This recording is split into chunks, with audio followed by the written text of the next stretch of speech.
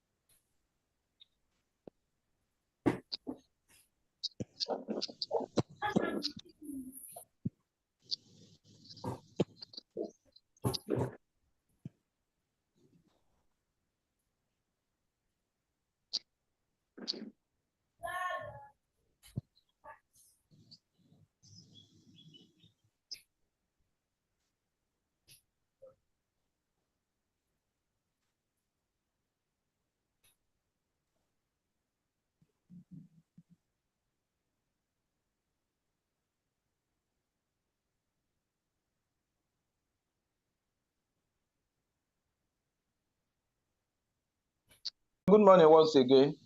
And I think I'm set now for us to start the class in earnest. Good morning. And like I said, your earlier class actually caused this. So nonetheless, we're going to move as fast as possible to ensure that we cover the ground already planned. So I want to believe you people are enjoying your weekend, and this is one of the spices of the weekend, right? Yes. Yes, sir. Yeah. Okay, great. For us to start, let me just recall briefly where we stopped last time, and actually ended. No, that's not a good.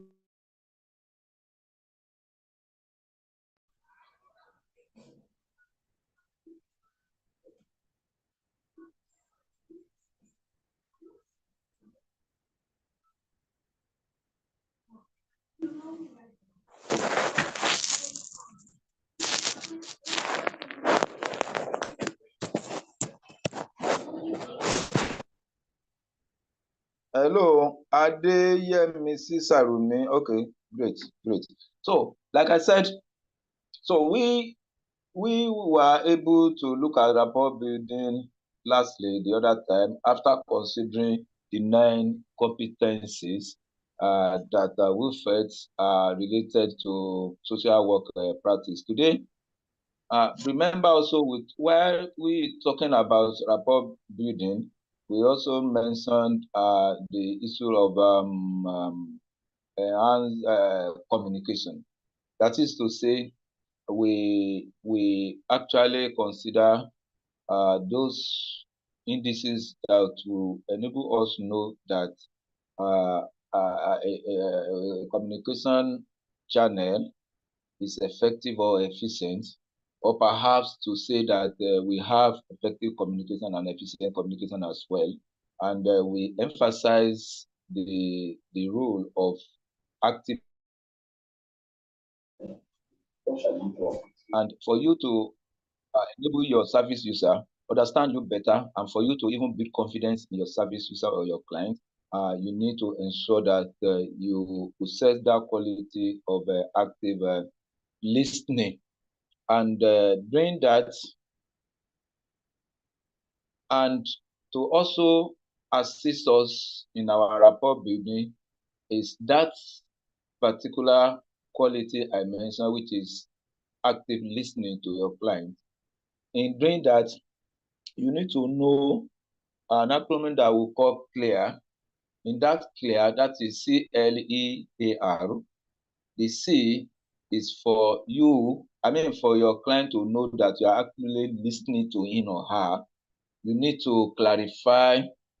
You need to clarify by asking some questions. You clarify some of the issues that may be raised from your client. That is, when your client is trying to narrate certain things to you, you for him or her to know that you are with him or her, and for you to demonstrate that you are actively listening to him or her, you need to clarify some issues he must have told you. That will enable him to know that you are actually following what he's saying. And for the L is listening. When you listen, what you do in that regard is for you to listen actively to him and encourage. E is encourage him or her. Encourage him or her to go on with whatever he or she is saying. And the A, in fact, is ask questions occasionally.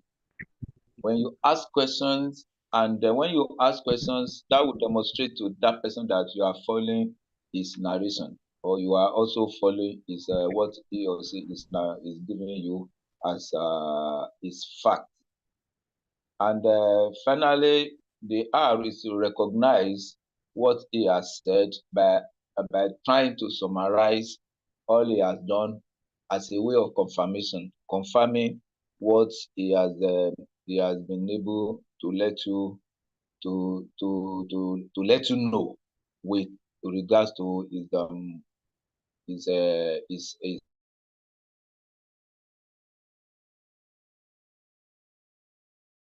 of what's up at that.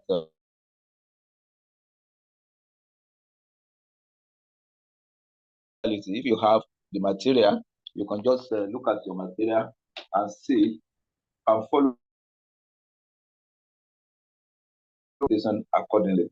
The confidentiality that we are considering today, this actually refers to the ethical and legal duty to protect sensitive information from unauthorized access, use, or disclosure. That is, it is the act of keeping information private and ensuring that it is only accessible to those who have a legitimate need to know. In social work, confidentiality is paramount importance. Ideas, stories, and so on are shared with you while your service user is with you. And so many things.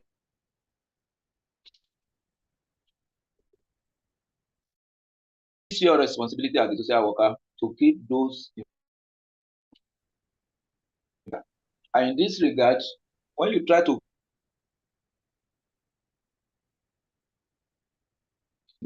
and you do not allow third party to have access to those information, that is when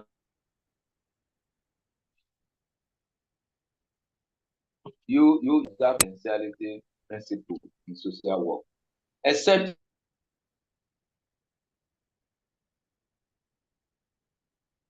person authorized body to have access or to make use of it, or you can even disclose it. That is when such is authorized. So it's an important aspect in social work practice, which you should actually observe very, very well. Very, very well.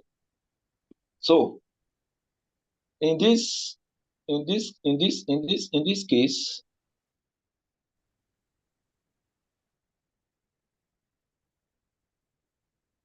we have to consider what this actually means in our discourse. Just a minute, please.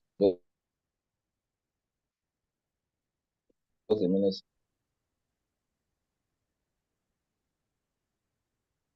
So we have to consider legal and ethical considerations under this confidentiality. And that's essentially play a significant role in ensuring confidentiality. When it comes to handling sensitive information, it is important to be aware of the following. Because remember, we'll talk about ethical consideration last time while we are talking about the competencies. One of the competencies that are expected of a social worker, and the legal consideration and ethical consideration is very, very germane. That is when I referred you to the code of conduct as spelled out in the Chartered Act of the Institute. So in this regard, we're going to take note of one, legal framework.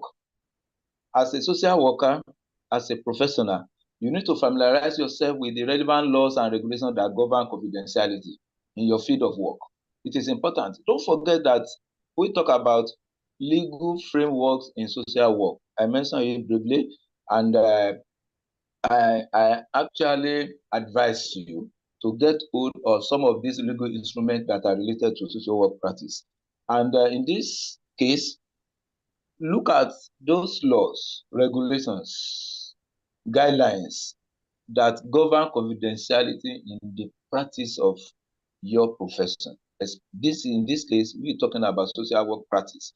So you need to get yourself acquainted with those laws, regulations that you think actually talk about confidentiality. When you go through our own law, you see some there. When you go through the related laws, the related legal instrument, you also get this. And this may include data protection laws, privacy regulations, or industry-specific guidelines, as I mentioned before. Each profession has its own laws, and they have their own specific guidelines. So you need to get to know which of these laws are related to protecting confidentiality of your client. For example, in Nigeria, we have the National Information Technology Development Agency, which has issued the Nigeria Data Protection Regulation to safeguard personal data. With this, that is when you can understand the legal framework that has impact on your practice. Number two is consent and authorization. Obtain appropriate consent or authorization from individuals before collecting, using, or disclosing their personal information. Ensure that consent is followed.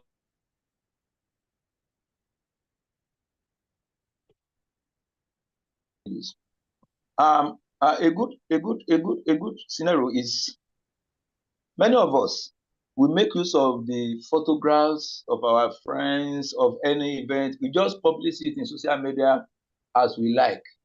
Some may even publish it in newspapers. Some may even publish it in their reports. You know, before you can do that, you need to obtain consent from the owner. You need to obtain consent from the person that owns that particular information. I wouldn't know whether you know, when you want to hold an event, say, let's say now, workshop, maybe your own place of work workshop. When you have a small workshop and you invite even among yourselves, do you know you need to give them consent? Use of the photograph you take at that event, you're going to make use of it outside that event, or you want to make it public, you need to obtain their consent. If you don't do that, and that person actually sue you for doing that without their consent, you are liable. You are liable. So in the same vein, as a professional, before you can make use of data of anybody, be it your colleague, be it your service user or your client, you need to obtain consent and authorization from that person. Because if you don't do that, you are actually violating the right of your client, and it's not a good thing. So you should ensure that that consent you want to obtain is actually appropriate. Then data security. Data security, you ensure that you take necessary measures to protect the confidentiality and integrity of data. This includes implementing secure storage systems, encryption, password protection, access controls, and regular data backups.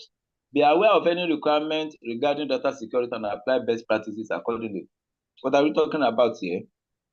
When you obtain data from your clients, you have information that's supposed to be kept in your office or in your place.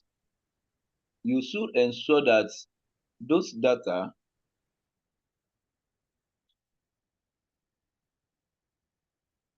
well and they are secure. Secure in the sense that not just anybody can have access into it. But if you don't secure your data, if the security is not there, definitely it's going to be open to everybody. It's going to be all commerce affair. So it shouldn't be like that. You should ensure that you have storage system. For instance, we have the lab is much more better now that you don't carry big files all around. You can store all your file in your device, in your phone, in the memory of your computer, in the memory of your smartphone, and you can make use of it. But if that place is not secure,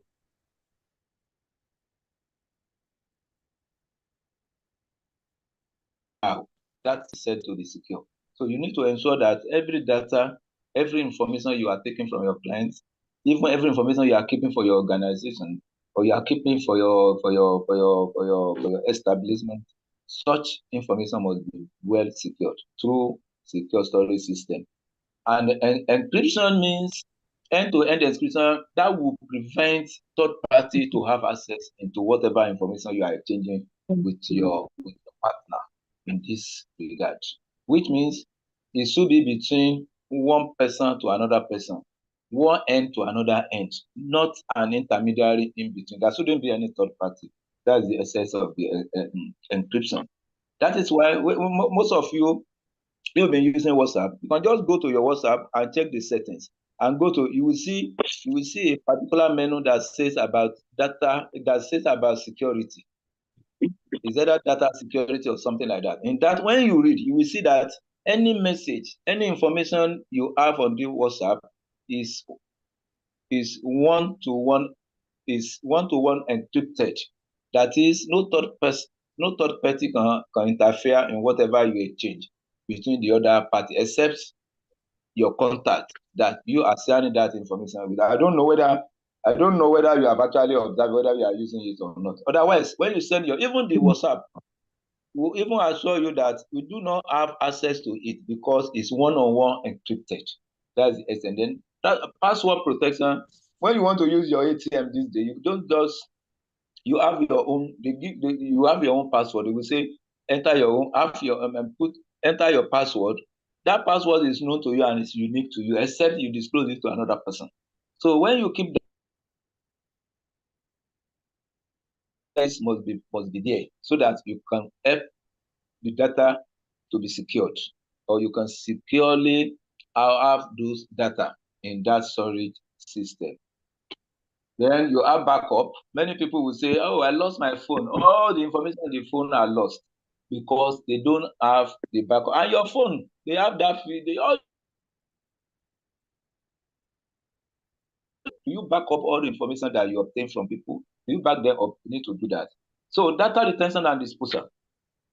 Establish guidelines for the retention and disposal of data to ensure that it is retained for only as long as necessary and securely disposed of when no longer needed. Adhere to any legal or regulatory requirement regarding data retention and disposal. Before you can just dispose any data, for how long do you need to retain them? And for how long do you need to retain them? For instance, like the example of the WhatsApp I gave to you, many of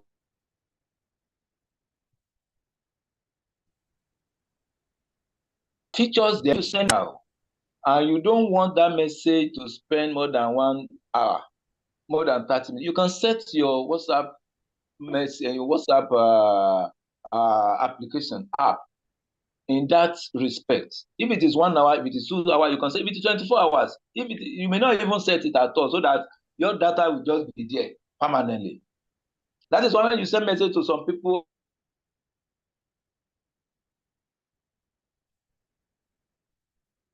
maybe inadvertently, They may have set that to 24-hour message. The message will just disappear after 24 hours. We'll say, I didn't see your message because he has set that to 24 hours retention in that particular device. So the same thing, when you have your data, you should have a measure for data retention.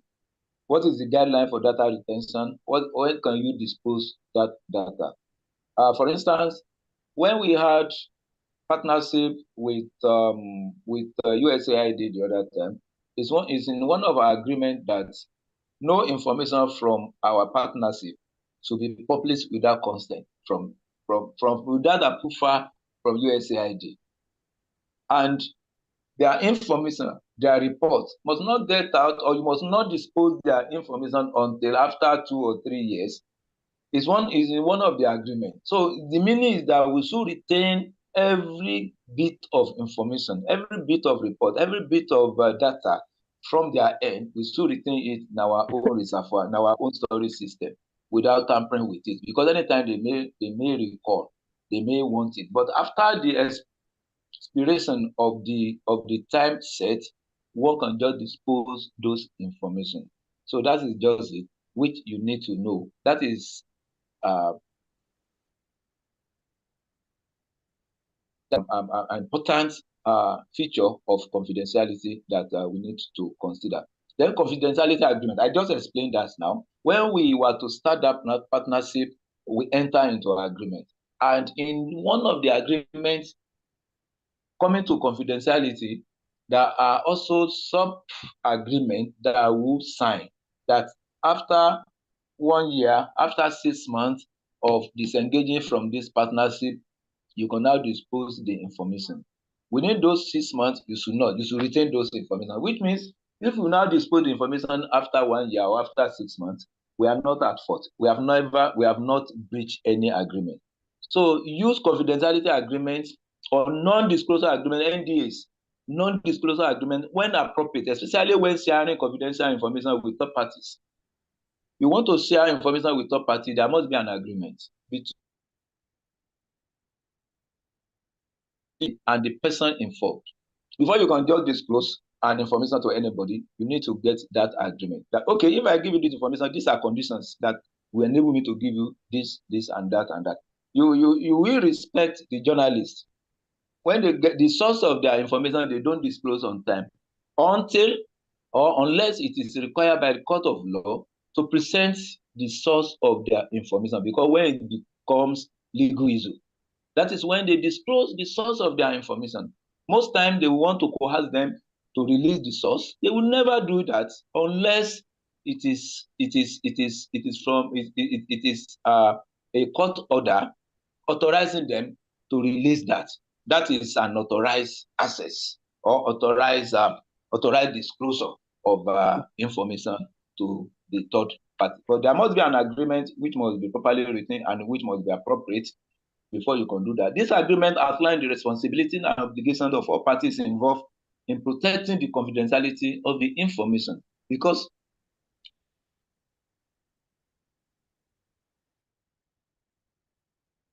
must know what are my responsibility as the person released.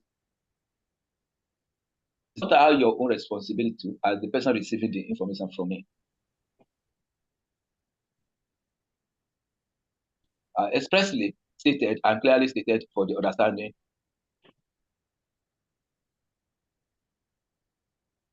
Codes of conduct. You see, I explained that the other time.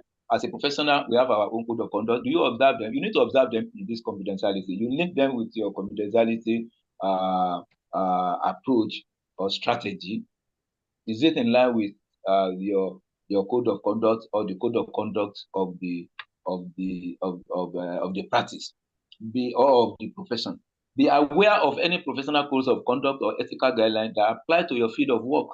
These codes often emphasize the importance of confidentiality, integrity, and respect for privacy. You see, there is this privacy law that you also need to understand. As a practitioner, you need to know what are the guidelines, what are the rules, what are the regulations affecting or impacting on the privacy of your clients. Breach response.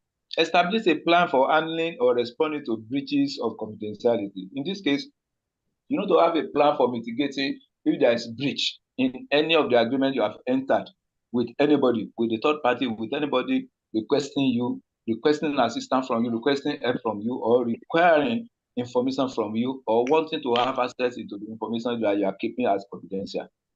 You see, I give respect to government agencies or the government.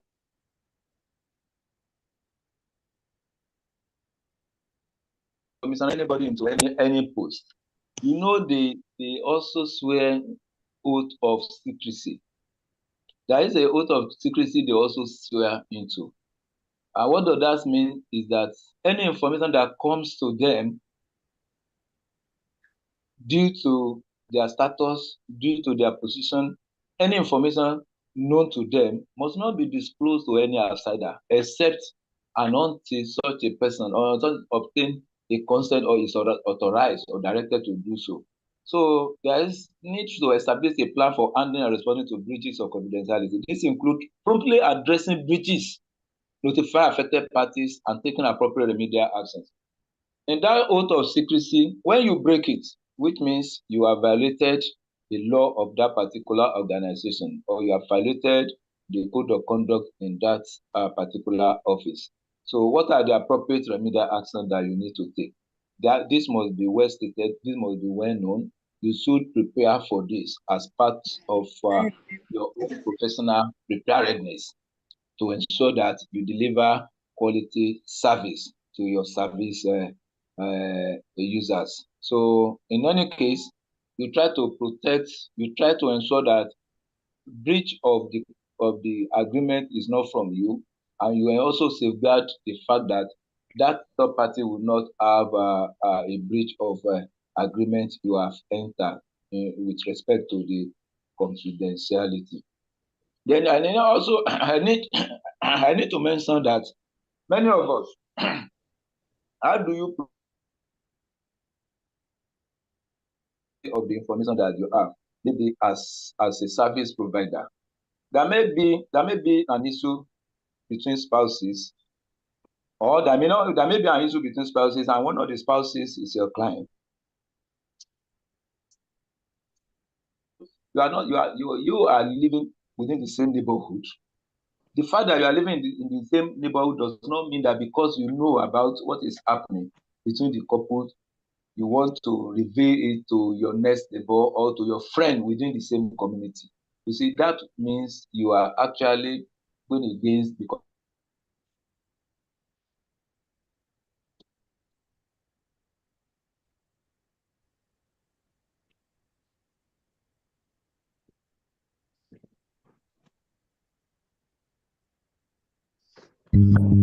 such not be shared with anybody.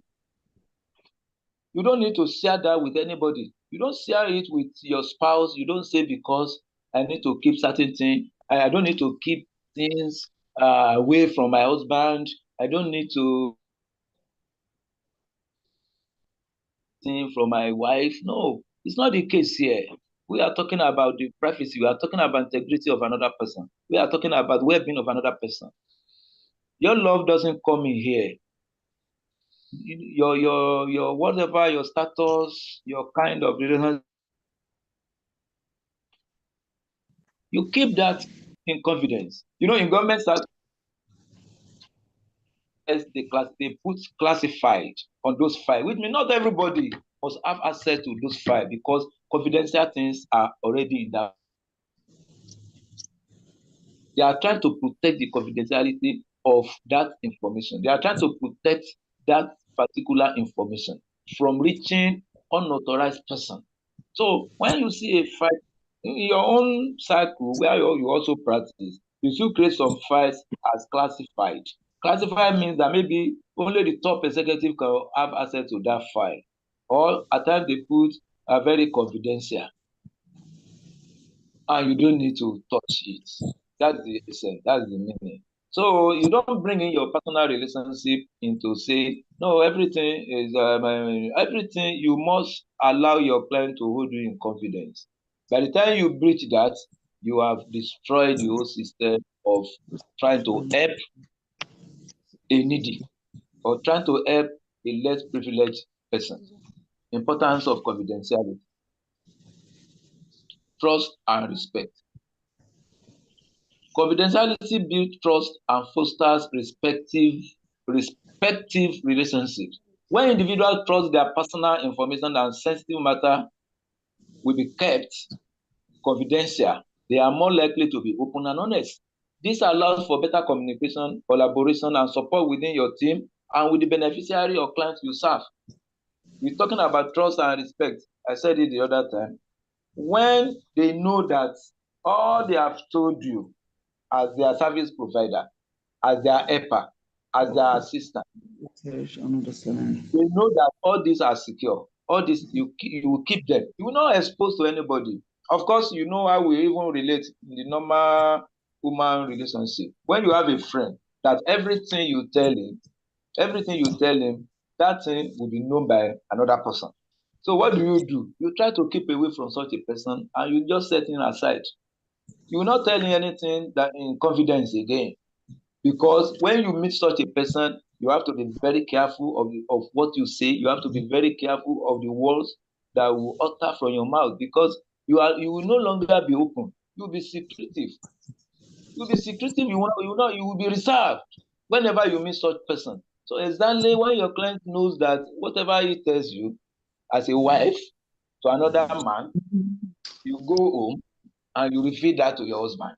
Because no, in the spirit of godliness, our pastor, our imam says we shouldn't hide anything from our husband. We shouldn't hide anything from our wife. So you are going against the professional ethics, my brother and sister. Then, in this case, we also talk about privacy protection. Privacy protection, confidentiality safeguard. We are considering the importance of confidentiality now. Confidentiality also safeguards the privacy of individuals. You try to protect the integrity of that individual. It ensures that personal, sensitive, or private information is not disclosed or accessed by an unauthorized party. Respecting and protecting privacy is essential for maintaining dignity, autonomy, and individual rights. You protect the right of that individual. That privacy protection will be there when you know that everything you keep it confidential to you. The personal, sensitive, and private information, you don't disclose it to any other person. Then such a client is good to go, and you will be happy having associated.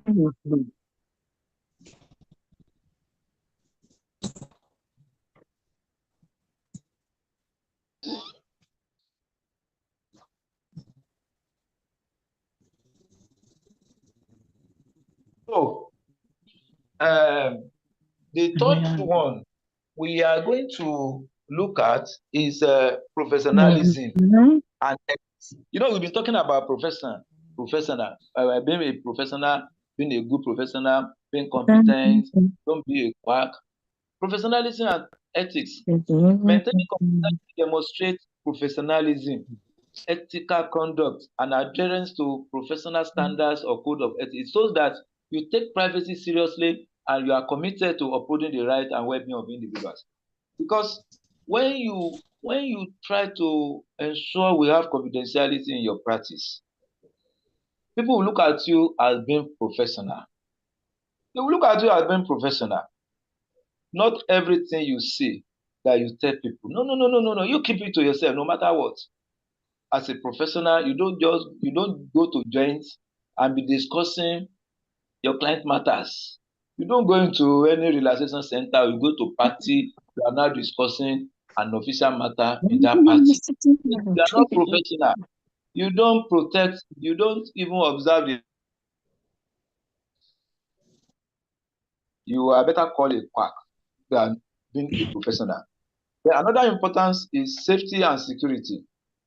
Confidentiality helps protect individuals from potential harm, including identity theft, fraud, discrimination, or other negative consequences that may arise from the unauthorized use or disclosure of personal information. By keeping sensitive information confidential, You contribute to the safety and security of individuals and organizations. You protect your place of work.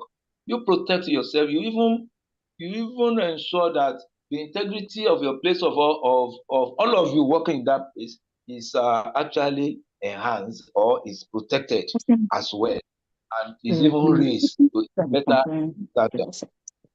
Adefunke Adewale, can you please mute your mic, as well as Sarumi?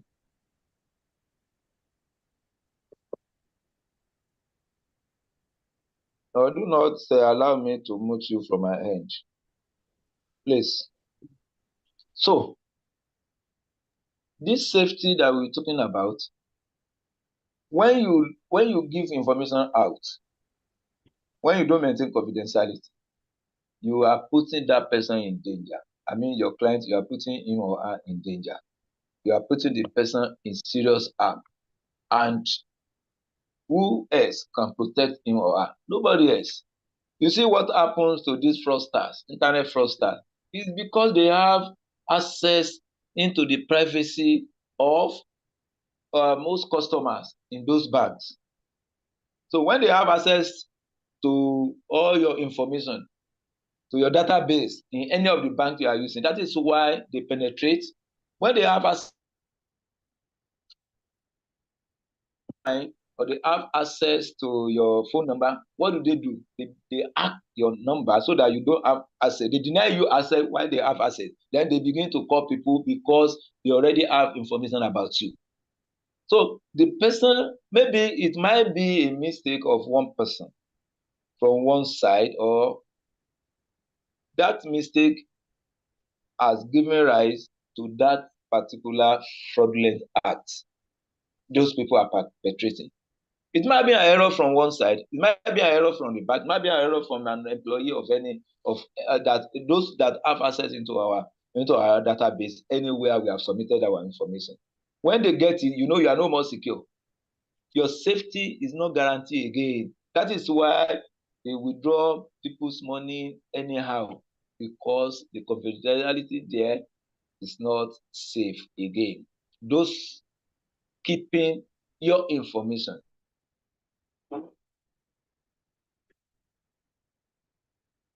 People could, it's my own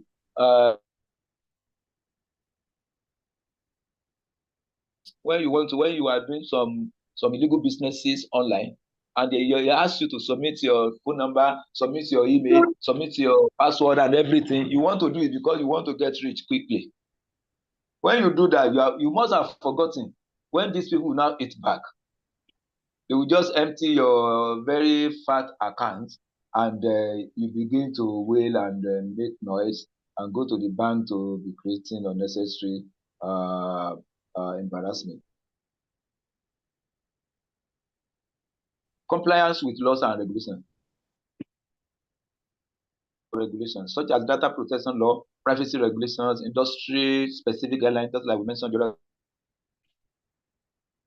Requirement is not only important to avoid legal consequences, but also to ensure that you respect the rights. When you breach agreement with your client, and that client knows his or rights, you can be sued. Don't forget that in our Chartered Act, it is stated that any misconduct, you are liable. You are liable to be taken to court. You are liable to be sued because of that, your misconduct. Because of that act alone, you may be sued. And when you are sued, the consequences are there. The consequences are very grave. So it's important that you know the laws or regulations about your practice, about your profession. When you know them, you try to avoid violating those laws or running against those laws.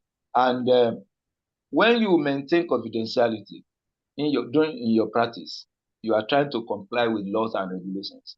And when you are doing that, you are a good professional. In fact, you are a quality professional.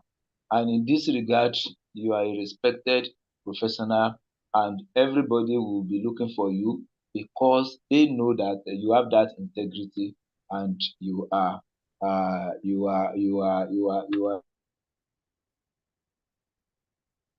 anybody can just run to get their challenges overcome. Then reputation and trustworthiness. Organizations and individuals who prioritize confidentiality gain a reputation for being trustworthy and reliable. They will look at you as being trustworthy and very reliable because they know whatever they share with you, you don't share it with the third party. This enhances their credibility and relationship with stakeholders, partners, and the community. Because when your organization is reputable, people will patronize you. You get more clients than others. I gave an example of attending hospital or attending clinics. You not attending clinic within your environment. You want to move many kilometers away from where you live to get right medical attention. Why are you not using those your neighborhood hospitals? You have reasons. Because perhaps the hospital, you don't trust them. Perhaps the hospital are not reliable. Perhaps the hospital are not using the right professionals. Or perhaps the owner of the hospital of shady characters. So all these you consider now because before you make your choice. Again, when confidentiality is enshrined in your practice, we have effective service delivery. This enables effective service delivery by creating an environment where individuals feel safe and comfortable sharing sensitive information. This allows you to provide personalized and tailored support because there will be effective service delivery. The essence of our intervention in the first place is for us to have a quality service delivery. What outcomes are we expecting?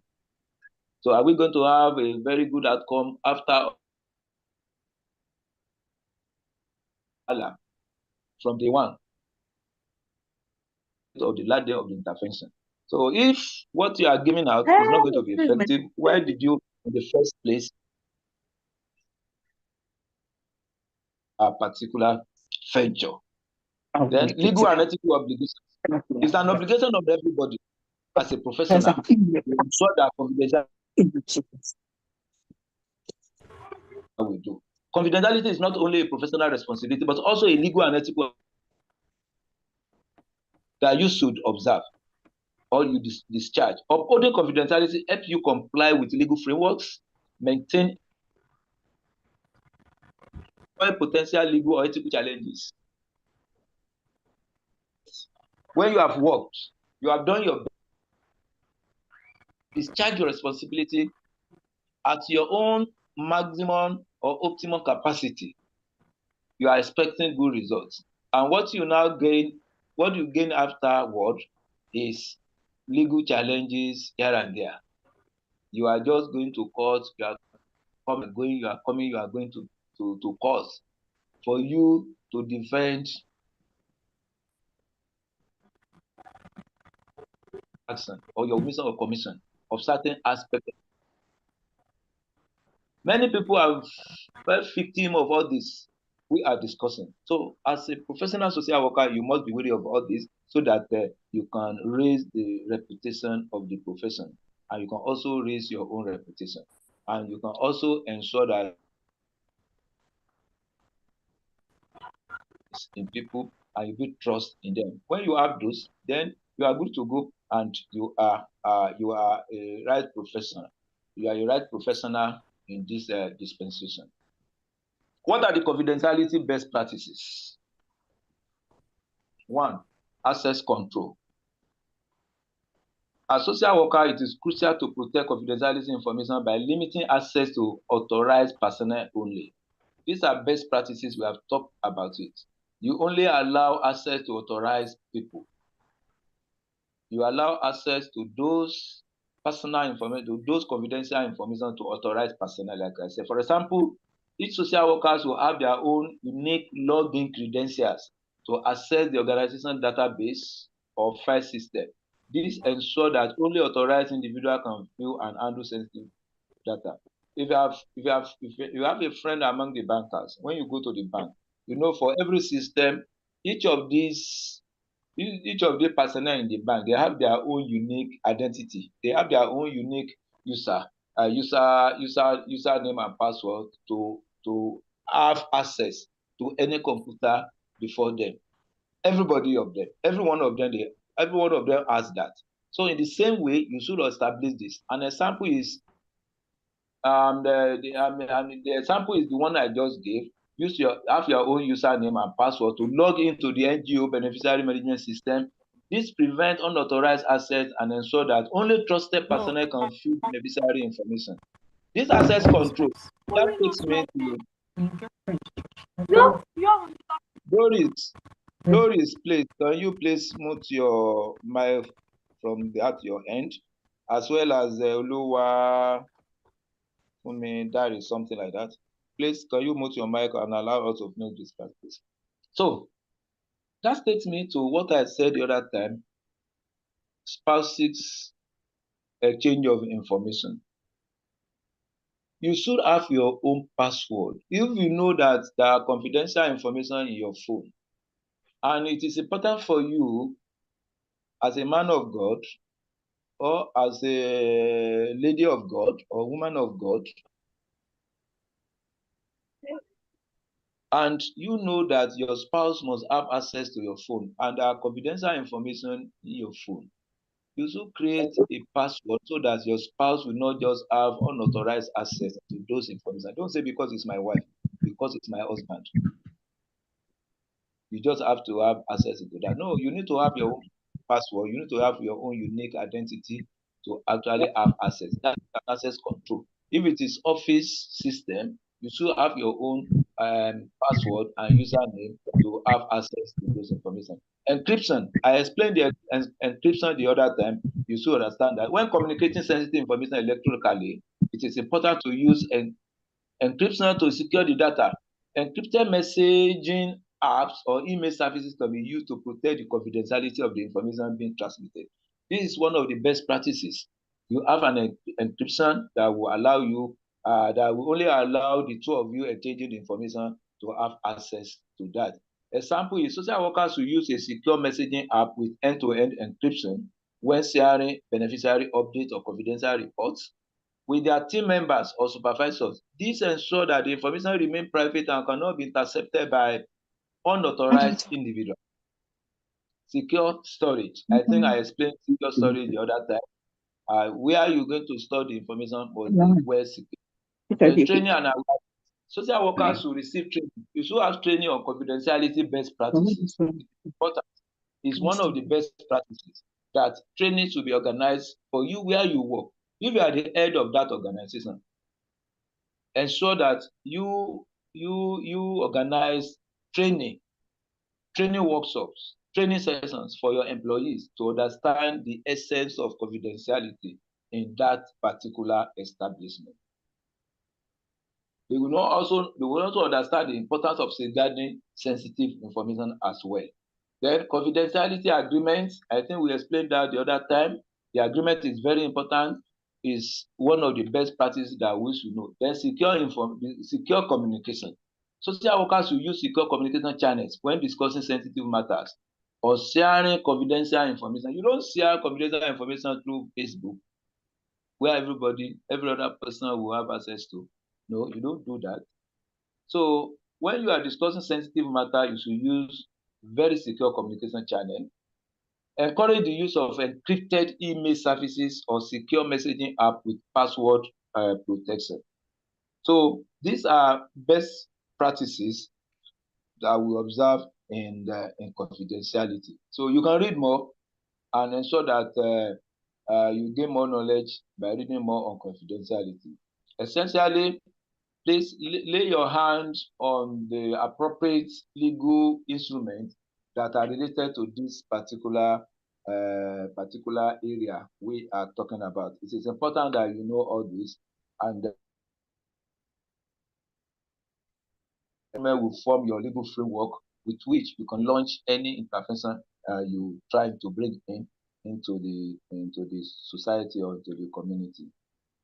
So I want to thank you for listening on this confidentiality. So briefly, I want us to stop by 11:30. I don't know. if we can actually touch advocacy briefly. I don't know, maybe within the next 10 minutes I can touch advocacy. It's not much. Or how many sessions do we have again to finish this? I think we have only one before the exam. Or do we stop here and we'll continue next week? What's your opinion?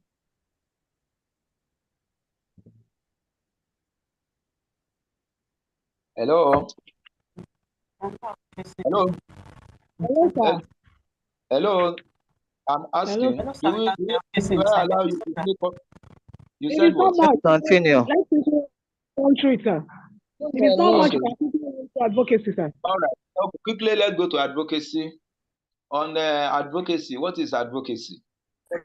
What is advocacy? What is advocacy? And in advocacy that we're trying to do here, we'll be talking about how best we can make use of advocacy in our social work practice. And for this purpose of social work, advocacy simply means actively supporting a cause, trying to get others to support it as well. Advocacy is speaking up, drawing attention to an important issue and directing decision makers toward a solution. Advocates use every opportunity to support their cause or issue. Advocacy is a process, not an event. It is a marathon, not a sprint. An advocate, who is an advocate? Advocate is someone who speaks on behalf of a cause or proposal. The advocate may be an individual or an organization. Advocates use every opportunity to support their cause or issue. And we say advocacy is a process. And what are the purposes of advocacy? The purpose of advocacy is to promote or reinforce a change in policy, program, or legislation, rather than providing support directly to clients or users of services. It's not real, but it's believed that they live up in the Himalayan masses. So, advocacy aims at winning support from others, that is, creating a supportive environment. What are issues in advocacy? Before we go to issues in advocacy, okay, what are issues in advocacy? Let's quickly consider that. Some issues for advocacy. Domestic violence against women. These are issues that we can advocate on. Domestic violence against women, sexual abuse, early marriage of girls, gender disparity, social welfare of the aged, female genital mutilation, FGM, enhancing gender equity and equality, empowerment of women, promoting reproductive health, population and development, mobilizing, and so on and so forth. These are issues we can consider for advocacy. And now, how do we plan our advocacy? How do we plan our advocacy strategy? Creating an advocacy plan helps to understand the situation. That is the essence of having an advocacy plan. That helps us to understand the situation. It helps us to understand stakeholders. It helps us to understand relative power and how change happens when we have a good advocacy plan. These are the advantages we can get to have an advocacy plan. You may not get this in that material. I'm just adding this to the material. So what you do is, why do we have the advocacy plan? What are the benefits? The benefit is to help us understand the situation. It will help us understand stakeholders. It will also help us understand the relative power that everybody involved in that particular cycle of intervention has, and how change happens. It helps us identify target audiences. It also helps us to get the right messages. Then we also get the right messenger to deliver the message. Because when you do advocacy, you get to know the right messages, you get the right messengers, and that messenger that will deliver that message, it is only your advocacy plan that will assist you to get that. It will also help us identify processes help us know opportunities, help us identify opportunities and entry points. Where do we start and where do we end? Entry point, where do we start? How do we commence this particular project? How do we commence this particular intervention? How do we start? Where do we start? Then it also helps us recognize capacity and gaps. What capacity do we have as an organization? What capacity do I have as a social worker, as a team lead? What capacity do we have as a team altogether? What capacity do we have? Do we have that capacity to ensure that we have that intervention? When you have your plan, that plan will guide you to know this. Then what are the gaps that have been identified in the previous intervention efforts? It is only your plan that will expose this, that will let us know all this. If you don't have that plan, it's going to be a failure. Then, and finally, it also help us to set goals and objectives and your outcomes. It is advocacy plan that will also enable you to set your goals and objectives, as well as the interim outcomes that you expect to gain from that intervention. It will also enable you to develop an action plan. You know, when you have a plan, you have a work plan, it's different from what you have as an action plan. In action plan, you try to define those actions that are actionable. Who are involved? What is the timeline? What is the cost? What are the strategies to use? When are we starting? Who is responsible for what? So you try to actually state all this. It is when you have your advocacy plan. Then it also enables us to monitor and evaluate results. Remember our assessment and evaluation. We talked about last week. We talk about two types of evaluation, even though I didn't emphasize it because we are not considering evaluation. But you need to know that we have formative and summative evaluation. When you have formative means every stage of what you have, you can do evaluation. Every stage, maybe if a project is 5 years, you can now make your formative evaluation to be every one year, which means you make your evaluation to be annual. Within the project cycle, the project cycle is 5 years. So you can have your summative. Summative is going to take everything together from year 1 to year 5 of the project, which means you now delay or you postpone or you shift your evaluation to the end of the project. That is summative. But when the evaluation is within the cycle of the project, while the project is running, you can have that summative. You can have that formative. So essentially, this your advocacy plan will enable us to monitor and evaluate our results. What have we achieved so far? It is only your plan that will show that. So in this regard, the following 9 questions are good for planning your strategy in advocacy. 1, you ask the following questions. What do we want? What do we want? Who can make it happen? What do they need to hear? Who do they need to hear it from? How can we make sure they hear it? What do we have? What do we need? How do we begin to take action?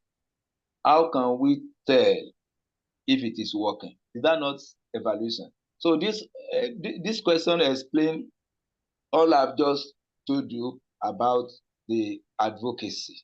So please, can you run through the 9 questions again? Okay, the 9 questions. All right. In that question, you have number 1, what do we want? Who can make it happen? What do they need to hear? Who do they need to hear it from? You know, talking about stakeholders. You have actually identified the capacity of every member of the team, and you know the gap. So who do they need to hear it from? That is, who is best suited to pass that information or to release that message? How can we make sure they hear it? How can we make sure they hear it? The strategy, the channel. What do we have, being your capacity, being the potentials that you have as advocates? What do we need? That is, as a team now, what do we need? What exactly do you, where are you embarking on advocacy? What do you need from those people you are paying advocacy visit to? What do you need from them? I mean, what is your request? What's your request? Then how do we begin to take action? How? What are the methods we want to use? What are the strategies you want to use to take action? You have developed your action plan. So how do you begin to take action? What are your entry points? What are those things you have to pass through to ensure that you get your result? How can we tell your advocacy is working? How can we tell if it is working?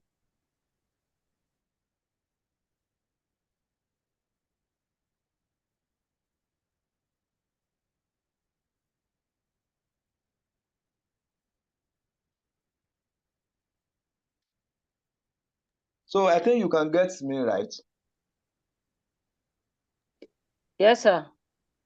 Thank you. So building your advocacy strategy, you can now read through, you understand, identify the issue, what is your need, concern, or problem to be addressed. Just like I mentioned, is it a local, state, or federal issue? Is it a legislative issue, administrative one? You need to do that. Develop your request. What do you need from them? Then crafting your message. What message are you passing? Who is the messenger? What message are you passing? Then communicating your request. Who is going to be your lead to present your request? How do you communicate to your stakeholders, to those, to your hosts, those that you are paying advocacy to? How do you communicate your request? Then how do you polish your message? Remember, make it, when you are passing your message, you want to communicate your message to those you are visiting or you are paying advocacy to. You need to make your message clear, concise, compelling, and personal so that people will understand you. That is why it is important that you understand the essence of effective communication in this regard. When you communicate, the meaning is that your audience understand what you are saying. You know, many people, they are very intelligent, but they are not intelligible. They are intelligent, but they are not intelligible. When they say things, people don't understand them. But they are very intelligent from in their own right. But when they talk, when they speak, people don't understand them. So in that regard, you are not communicating. You are not communicating. So, but in this case, you have to make your message clear, concise, compelling, and personal so that they can understand you. Who are the stakeholders of advocacy? Beneficiaries, decision makers, partners, resistant groups. These are adversaries, community heads and leaders, group leaders, and so on and so forth. Anybody you think of that are critical to the achievement of the objective of your intervention, you need to connect with them. So how do you connect with stakeholders? Know who your government leaders are. Make them know who you are. Let them know how you can help them. Explain how they can help you as well. Explain how they can help you as well. That is, elected officers want to be responsive to their constituents. So you need to explain to them how you can help them, how they can help you as well. When you let them know how you can help them, show them that you are a resource of information, that you know certain things that they don't know. That is why you are paying that advocacy. But if you are on the same level of knowledge, the advocacy may not be necessary. But if you are on the same level of knowledge, there will be certain things as a professional that you need to present to them to help them see why they can support you. You know, when you do advocacy, you're looking for support, right? To ensure that the well-being of some people are better off or are improved or are enhanced. Then techniques and tactics of advocacy. We talk about sensitizing, mobilizing, dialoguing, negotiating, lobbying, petitioning, pressuring, and informing. These are techniques. You can get all these appropriately from our manual, and they are very straightforward that you should understand them. Then, what are the roadblocks to advocacy? What are the barriers to advocacy? lack of comfort with the advocacy process. When you are experiencing discomfort, when the process is so cumbersome, and the process is not straightforward, and the process is not even understandable, when you have that discomfort, is a great barrier, it's a roadblock. Then not knowing where to start, you don't even know where to start. You don't know your entry point. You don't know how best you can commence the advocacy. It's also a barrier when you don't know it, which means you should know you should have adequate knowledge of what you want to advocate on. Not knowing where to get help, you don't even know who can provide that help you are looking for. That support you are looking for, you don't know who can provide that. Feeling that you are not expert enough to advocate when you have the inferiority complex as well, is going to be a problem in advocacy, and many more you can also think about. This is 6 minutes past the agreed time, so I want to give you the opportunity to ask questions or to make comments in few minutes so that we can end the class. I want to thank you most sincerely. So over to you for your questions, comment, and observation. Hello, sir. Yes, I'm Olamide, please. Yes, sir. The techniques and practice, sir. I don't really get that, sir. The what? The techniques and practice. And tactics. They are there in the manual. I said they are there in your manual. Do you have the reading manual? I talk about sensitizing. These are techniques, just like the one I explained earlier. What are the methods you can use? What are the tactics you can use in your advocacy? You can sensitize. Let people know what you are doing. You create awareness. When you create awareness among them, then people get to know why you are doing the advocacy.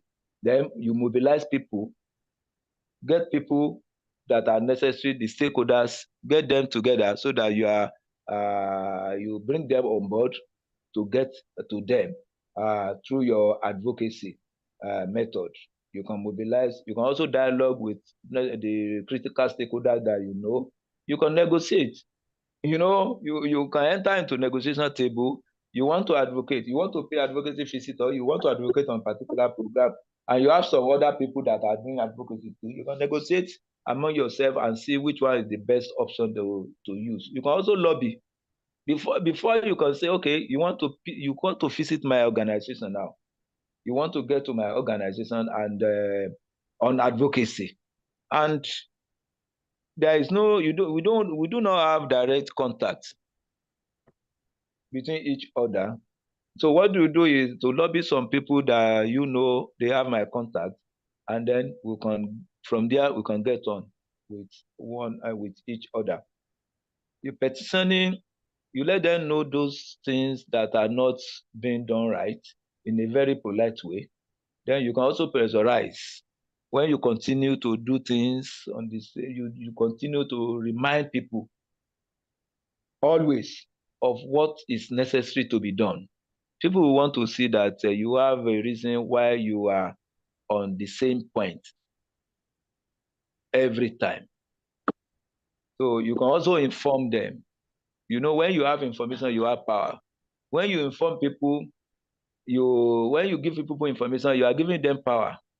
When you inform me now that if you want to go from Abuja to Abaji, you just inform me that that road is already blocked by traffic, or by some trailers, some trucks have blocked the only road from Abaji to Abuja. You have given me information. You have empowered me not to endanger my life. I will quickly find alternative or better stay put where I am so that I will not run into that problem. You have informed me, so I need not go. When you are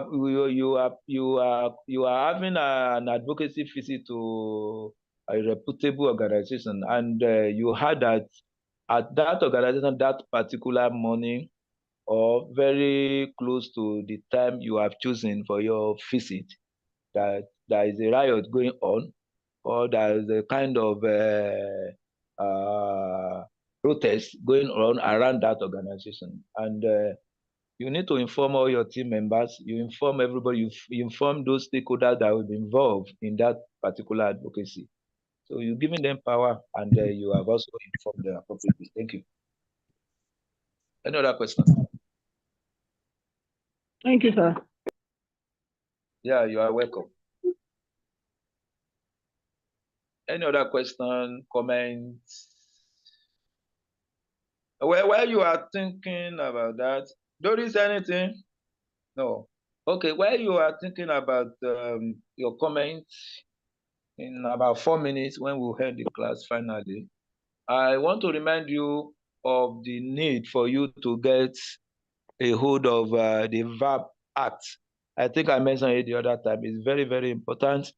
This is Violence Against Person Prohibition Act at the national level. You may even go further to get hold of that particular law in your specific state, just for you to understand much about some of the regulations or some of the legal instruments that we make use of in the institute or in the practice of our profession. Thank you so much. Any other question?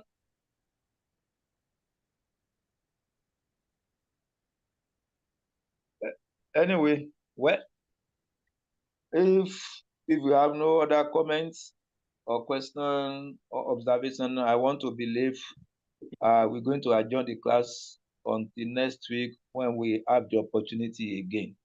And I want to thank you most sincerely for your patience and for your understanding as well. So feel free to get in touch if you are in doubt of any part of what we have discussed. So until that time when we meet again, please remain blessed. Bye-bye. Bye-bye, sir. Sir. Thank you so much. You. You are welcome. Thank you, sir.